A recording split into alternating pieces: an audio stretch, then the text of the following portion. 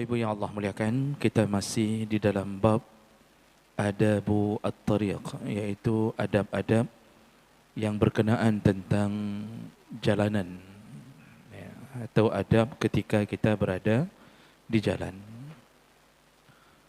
Di pertemuan kita sebelumnya, kita sudah membahas di antara adab ketika berada di jalan adalah hendaknya perempuan tidak memenuhi jalanan yang bisa menyebabkan fitnah.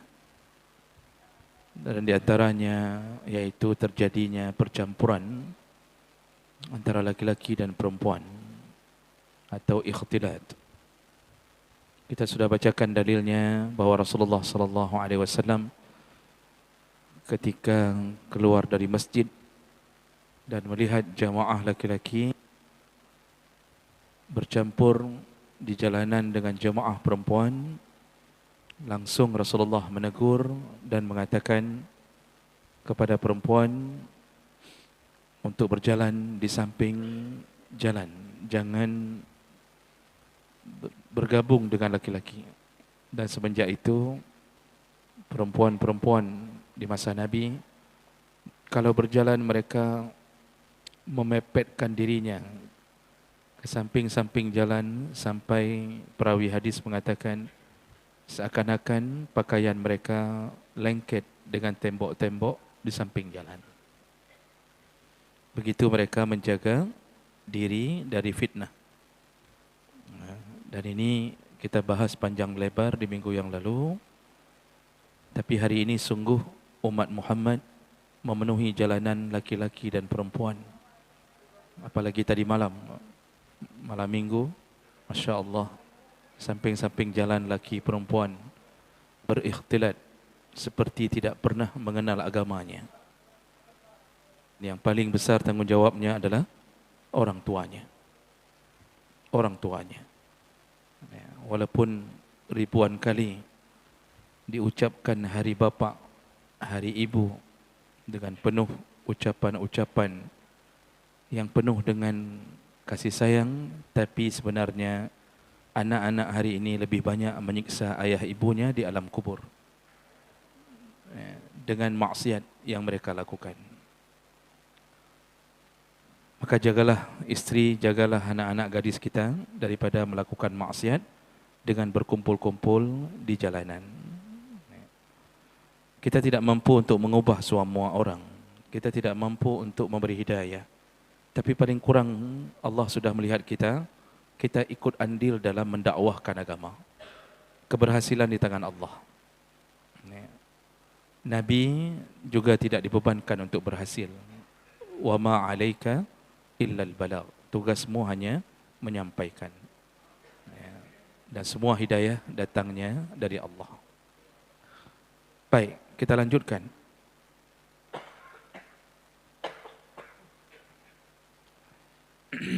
Berikutnya adab ketika berada di jalanan, yaitu tahrim qada'il hajah fi tariqin nas atau dhillihim.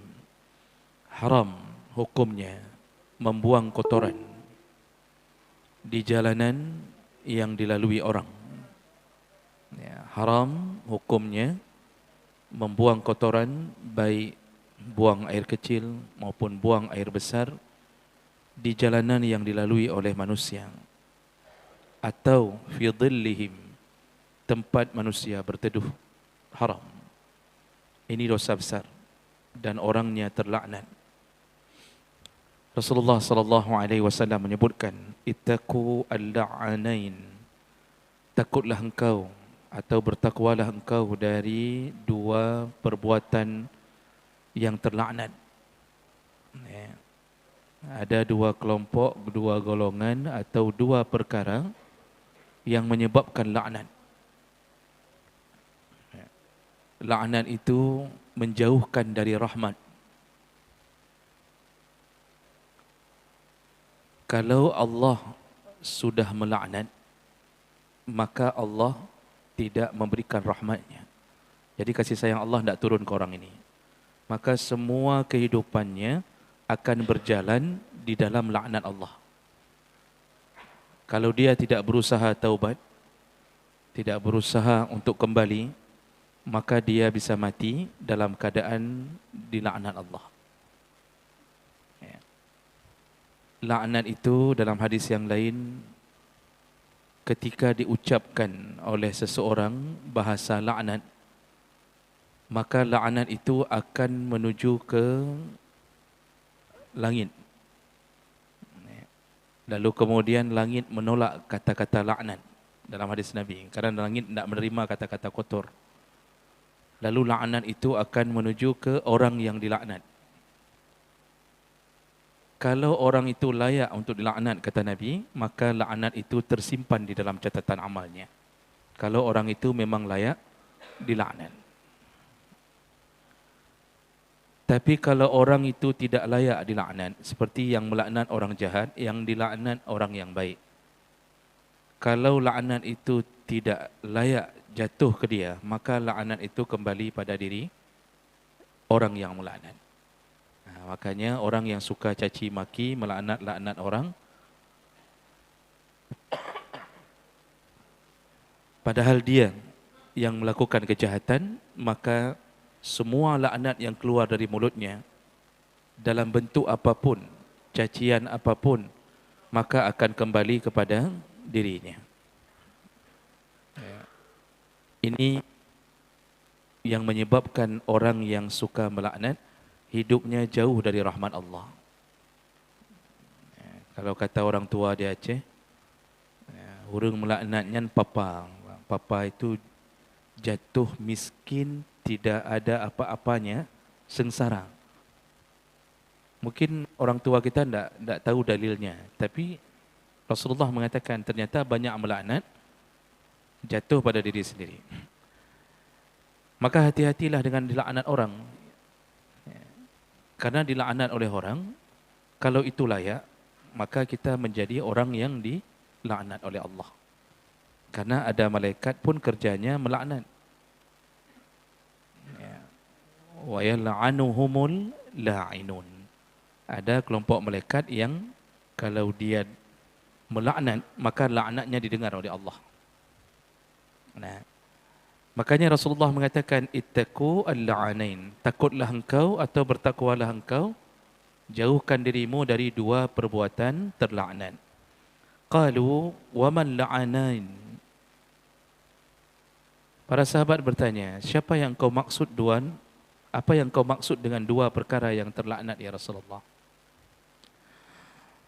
Qal, Rasulullah menjawab.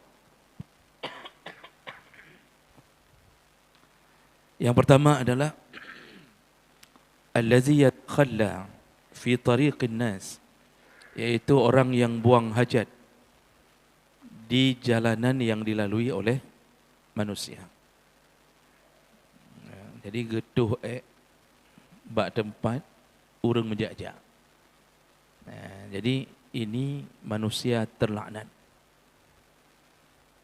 Mungkin kita di sini jarang dapat, Pak. Tapi kalau daerah-daerah pesisir, bahkan kota besar, kota-kota besar yang telah kehilangan moral, itu sampai ada kotoran di atas jembatan. Saya kali ke Jakarta melewati jembatan penyeberangan dari jalan ini ke jalan sana, itu di atas jembatan tai, Pak. Yang buang siapa? Ya para gelandangan yang tidak ada rumah. Jadi buang hajatnya di jembatan itu. Jadi kita lewat melihat tumpukan tai. Setiap kali kita lewat, maka di dalam hati kita mengatakan laknat. Atau mulut kita akan mengatakan terlaknat. Atau bahasa kita kadang-kadang kurang ajar. Ini kurang ajar yang memang kita tidak tahu siapa yang punya tai, karena tidak ada KTP di tai itu. Tapi Allah tahu siapa yang punya tai. Setiap kali kita lewat, orang ribuan lewat, kurang ajar, terlaknatlah engkau. Ini tai orang terlaknat misalnya. Kalau taiknya kan tak mungkin kita laknat. Itu yang punya. Bayangkan ribuan mulut melaknat. Maka orang itu sekali dia buang hajat sudah cukup bagi Allah untuk menghilangkan rahmat hidupnya. Maka hidupnya apa? Itu tidak dekat dengan Allah. Sudah tidak dekat, hidupnya dalam keadaan kacau, ya. Tidak ada kebahagiaan, mencari nafkah pun pontang-panting tapi tidak ada keberkahan. Ya. Makanya hidup begitu di jalanan, hidup di jalanan tak berubah-berubah. Salat tidak ada, datangnya Ramadan, puasa tidak. Mandi pun kadang-kadang tak pernah. Yang orang lain berbahagia, mempunyai rumah, punya keluarga, punya anak-anak, dia tidak. Kalaupun dia sudah berkeluarga, maka Allah akan buat terlaknat kehidupannya. Jadi kadang-kadang ribut, terus-terusan, anak-anak tidak mencintainya, bahkan anak-anak mendurhakainya. Nah, ini akibat gara-gara apa? Gara-gara hanya gara-gara taik. Masalahnya apa? Taiknya dibuang di jalanan, tempat lalu lalangnya orang. Mungkin kita di sini Pak, alhamdulillah itu perbuatan yang agak terhindar. Tapi yang tak kita sadari apa? Kita sering buang pampers anak kita di jalanan. Kita ndak buang hajat jalanan. Tapi yang kita buang pampers anak kita. Yang dalam pampers itu ya juga sama isinya. Bahkan itu lebih sempurna. Ada kencingnya, ada nya. Itu orang tuanya buka di jalan, tik aja berjalan. Setelah itu di tengah malam datang anjing. Lalu kemudian dibawa-bawalah kotoran itu.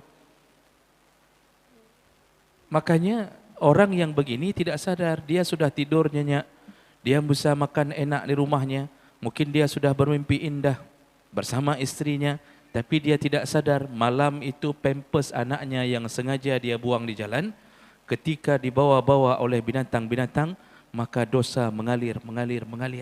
Setiap kali waktu subuh kita lewat, kita lihat ada tumpukan pampers di jalanan, dalam hati kita melaknat, maka terlaknatlah orang itu. Maka jangan ganggu jalanan dengan kotoran-kotoran.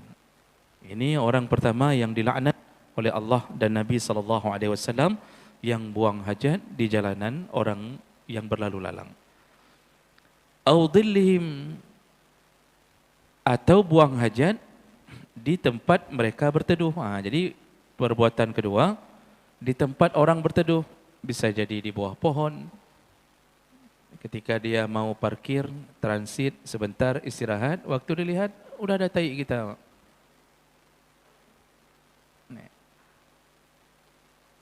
Ada orang yang buang hajat di stasiun atau di halte. Di halte-halte bis, buang hajat, kencing di situ. Itu manusia terlaknat. Memang mungkin kalau dunia Allah tunda azabnya. Allah hanya buat kehidupannya hancur. Tapi ini dosa besar yang menyebabkan neraka. Itu bisa menyebabkan neraka bagi mereka yang tidak bertaubat. Jawab mereka Allah. Dulu di masa Nabi, dalam hadis disebutkan bahawa Rasulullah SAW itu belum mengenal WC khusus, tempat pembuangan khusus di WC seperti gaya hidup modern hari ini, tidak dikenal oleh Rasulullah. Jadi bagaimana dalam hadis disebutkan Rasulullah dan semua di saat itu ketika buang hajat itu menuju ke padang pasir. Menuju ke padang pasir. Lalu kemudian di padang pasir itu Rasulullah akan mencari batang-batang pelepah-pelepah kurma, ditancapkanlah di sekeliling pasir tersebut. Nah, di dalam pelepah yang sudah ditutup oleh pelepah kurma itu digali lubang, setelah itu baru buang hajat. Makanya ada hadis yang menyebutkan pernah batang kurma ketika melihat kedatangan Rasulullah, mereka langsung bergerak menutupi Rasulullah. Itu salah satu mukjizat Nabi disebut dalam hadis. Pernah kejadian batang-batang kurma tiba-tiba langsung berkumpul terjadi jalan sendiri berkumpul untuk menutupi Nabi SAW. Itu dulu buang hajat ke tengah padang pasir yang bukan jalanan. Bukan jalanan. Jadi tidak ada yang namanya WC. Tapi kondisi di saat itu dimaklumi, memang begitu, Pak. Jadi orang bawa air,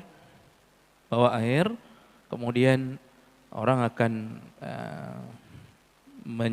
mensucikannya kembali di sana, semua urusan. Nah, berikutnya barulah dikenal WC-WC itu pun dunia modern.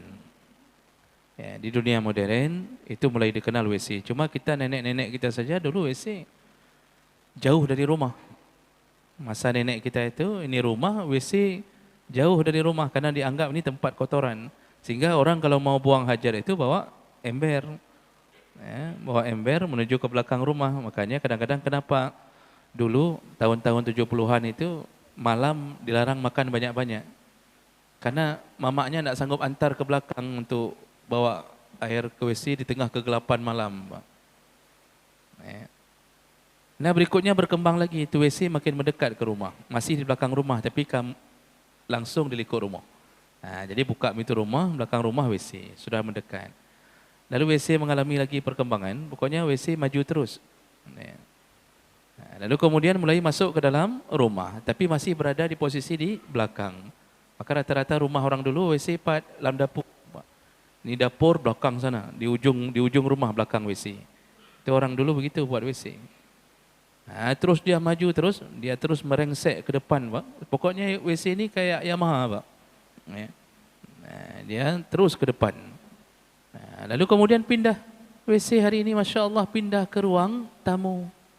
Pindah ke ruang tamu, Pak. Jadi kita yang bertamu, itu sambil mendengarkan alunan suara di dalam WC, kan aneh, dunia modern, akal semakin sempit. Itu tidak beradab seperti itu. Dan settingan rumah hari ini rata-rata begitu. Makanya tidak baik settingan seperti itu. Kalau kita berada di hotel-hotel, bahkan ketika kita umrah, itu hotel-hotel Madinah, Makkah, anehnya mengikuti gaya Eropa. Jadi begitu masuk dari pintu, ketemu WC duluan. Waktu masuk ke kamar mandi pun, WC, yang ditempatkan itu tempat klosetnya dulu, baru tempat mandinya. Jadi kloset dulu, baru tempat mandi. Jadi orang kalau sudah mandi, nginjak lagi bekasan air kloset. Yang di Madinah, di Makkah, hotelnya rata-rata begitu. Ini akibat kita mengikuti lubang biawak yang dibawa oleh orang Eropah. Belum lagi bentuk model toilet, model WC, WC duduk. WC duduk itu penuh dengan intrik. Jadi tidak dianjurkan pun dalam agama seperti itu. Karena Rasulullah ketika mengajarkan duduk dalam hadis dari Ibnu Umar atau Ibnu Abbas, lupa saya, Pak. Itu Rasulullah ketika buang hajat, itu mengajarkan dia mengangkat pahanya yang kanan, lalu meluruskan pahanya yang kiri. Jadi setengah ke atas, setengahnya yang kiri pahanya lurus. Seperti orang mau start berlari. Mau start lari itu, Pak. Begitu jongkoknya Nabi SAW. WC duduk jauh sekali dengan itu. Itu belum lagi bekasan orang yang mungkin watai gedohi waktu dia kencing, itu mengalir di pinggiran-pinggiran tempat duduk. Lalu kita duduk lagi di atas kencing orang. Kan cukup indah hidup ini, Pak, selama ini. Banyak sekali kita hari ini telah jauh dari tuntunan agama. Padahal urusan kencing, urusan buang hajat itu berefek pada azab kubur.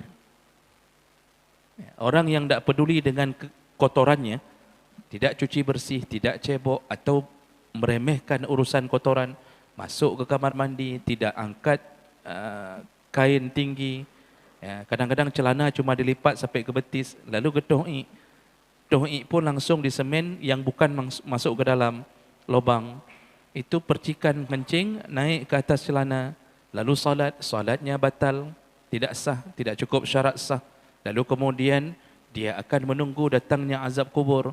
Rasulullah sallallahu alaihi wasallam ketika melewati satu kuburan, lalu Rasulullah mendengarkan kudanya meringkik mendengarkan azab. Karena binatang diizinkan mendengarkan azab, kita tidak diizinkan, syaitan tidak diizinkan. Ya, karena kalau kita diizinkan mendengarkan azab, kita semua taubat. Berarti taubat kita bukan karena iman kepada Allah, tapi karena takut azab. Makanya Allah tidak mengizinkan. Kalau seandainya suara teriakan orang yang diazab di barzah terdengar, sungguh semua kita taubat. Tapi hangga berdengar. Binatang didengarkan karena mereka tidak ada hisapnya. Ya, walaupun sesama mereka nanti dihisap, tapi mereka semua dirubah menjadi tanah. Nah, jemaah melakukan Allah, apa yang terjadi? Dua kuburan itu, yang satu disebutkan oleh Nabi bahwa dia sedang diazab karena la yastanzihu minal baul. Dia tidak mensucikan dengan baik kencingnya. Itu kencing. Ya, asal-asalan. Belum habis kencing, masih menetes, sudah masukkan. Padahal dalam Islam, diajarkan deham-deham dulu. Kemudian diurut-urut supaya keluar semuanya. Sampai begitu, Pak. Dan itu celana angkat baik-baik. Urusan kotoran bahaya, Pak. Kita hari ini masuk ke WC-WC umum. Atau bahkan di sebahagian masjid, ada yang model taruh ember di dekat dengan pembuangan hajat. Jadi ini tempat buang hajat, nyok ember. Ember, Pak, itu cuma tinggi sekitar 30 cm. Ya, atau paling banyak 40 cm atau 50 cm. Waktu kita buang hajat, sekali masuk hajat, sekali naik air itu ke dalam ember. Waktu kita cebok, itu percikan air cebok masuk ke sini. Lalu kita kemudian cebok terus dengan air ini. Padahal air ini ketika sudah masuk tadi pertama, berubah statusnya menjadi air mutanajis. Air mutanajis itu tidak suci dan tidak menyucikan. Berbeda dengan air mustamal. Dia suci walaupun tidak menyucikan. Itu pun dalam mazhab Syafi'i. Dalam mazhab lain air mustamal suci dan menyucikan. Ini mutanajis, tidak ada khilaf. Tidak suci dan tidak bisa menyucikan. Maka cebok terus dengan air yang sudah terkena air cebokan yang dari cebok tu naik lagi ke dalam ember. Itu tempat duduk WC tinggi, ember 50 cm. Ini bedanya cuma sejengkal kadang-kadang dengan tembok tempat duduk. Kita terus cebok dengan air ini. Padahal itu belum disebut bersuci. Lalu selesai cebok, tidak kita tahan air di keran, lalu kemudian langsung kita selesaikan pakai celana, wuduk. Padahal belum suci. Karena golong kenang suci. Tadi cebok cuma bersih, tapi belum suci. Kenapa? Kita cebok je dengan air mutanajis. Bayangkan kehidupan orang hari ini yang jauh sekali dari tuntunan Nabi SAW. Dan kita tidak bisa meremehkan urusan agama, karena Allah jadikan agama sebagai ujian. Allah mau lihat seberapa serius engkau beragama dengan yang ku syariatkan. Maka orang-orang dulu, Pak, itu kalau jaga betul urusan-urusan seperti itu. Kecuali sesuatu yang tidak bisa kita hindari. Tidak bisa lagi kita hindari. Itu ma'fu anhu. Dia ada najis-najis yang ma'fu anhu. Nah, ini adab ini penting untuk dijaga. Jadi tadi Nabi kuburan pertama diazab karena urusan kotoran. Jadi betul-betul terlaknat orang-orang. Dia terlaknat karena kotorannya sendiri, dilaknat orang karena mengganggu orang di jalanan. Nanti kuburan kedua disiksa karena yamshi bin namimah, selama hidup suka mengadu domba. Jadi dari provokator. Nah, provokator itu neraka itu. Maka kita hati-hati menjadi provokator, menjadi tukang adu domba, pemfitnah, itu sejenis. Menjadi buzzer. Nah, ini menjelang pemilu, buzzer sudah mulai. Nah, buat video, potong ini, potong itu, kemudian buat suara. Padahal tidak diucap oleh si fulan. Tapi kita mengisi suara dengan teknologi yang dia tidak ucap. Kita sebarkan, terjadilah fitnah. Fitnahnya menebar di angin seluruh Indonesia. Kalau kita kembalikan untuk taubat susahnya ampun. Tapi orang demi rupiah, demi dibayar cuma sekian juta, maka dia tebarkan fitnah di alam. Mereka lah orang-orang yang nanti akan disiksa oleh Allah Subhanahu Wa Taala. Maka hati-hati berhubungan dengan urusan fitnah dan adu domba dalam semua keadaan. Nah, kita kembali. Jadi ini salah satu yang dilarang yang menyebabkan kemarahan orang pada orang-orang yang mengganggu jalanan dengan kotoran-kotoran mereka. Jangan biarkan anak kita melakukan itu. Karena ada sebahagian orang, Pak, ketika anaknya mau buang hajat, mak, udah aja di jalan, papa, mama pun udah biasa di jalan kok, katanya. Kok lah anak mi itu berjalan aja, Pak. Nanti orang dicoba untuk meminta kemakluman. Soalnya, siapa ni? Anak mi, anak biasa. Anak-anak tidak ada dosa sebelum catatan amalnya dibuka waktu balik. Tapi mamaknya yang berdosa. Kadang-kadang sering, Pak, sampah itu kalau di komplek-komplek, ini pengalaman nih, sampah itu diisi pampers, lalu tidak diletakkan di tempat yang aman. Dia tahu anjing akan datang untuk menggerebek sampahnya. Itu dia santai saja. Besok berserak, ya sudahlah berserak. Anak bak jalan, kakak bak jalan. Tidak pun berusaha dia kutip. Bayar 15.000, dosa sampai 15 tahun enggak selesai. Berapa bayar sampah? 15.000 kan? 20.000 di sini. Jadi begitu keadaan. Maka hati-hati mengganggu jalan dengan kotoran. Kotoran apa saja yang kita yang kita buat untuk mengganggu jalan tidak boleh. Terakhir yang juga saya ingin ingatkan, kadang-kadang bukan kotoran yang dibuang, Pak. Bangkai binatang. Kebiasaan tikus mati di rumahnya, buang ke tengah jalan. Saya tidak tahu apa maksudnya.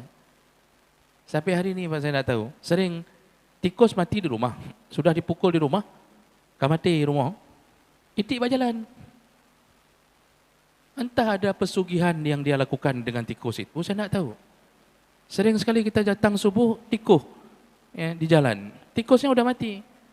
Matinya mati, bukan mati di jalan. Kalau mati di jalan kan nampak, Pak. Dia kan kayak tikus penyet kalau mati di jalan. Ini tidak. Dibuang dari yang punya rumah, yang punya toko, buang ke jalan. Kenapa buang ke jalan? Ada apa sehingga harus buang ke jalan? Nah, inilah perbuatan-perbuatan orang yang tidak pernah mengaji, tidak pernah tahu adab, sehingga mengganggu jalan dianggap hal yang biasa. Lempar minyak ke jalan, dosa. Kan sudah berulang saya katakan bahwa yang mekat mie, mekat martabak, minyak geser-geser dari panci, masuk ke dalam kotak, lalu kemudian mau tutup jam 12, semua minyak dengan kerak-kerak telur taruh di jalan.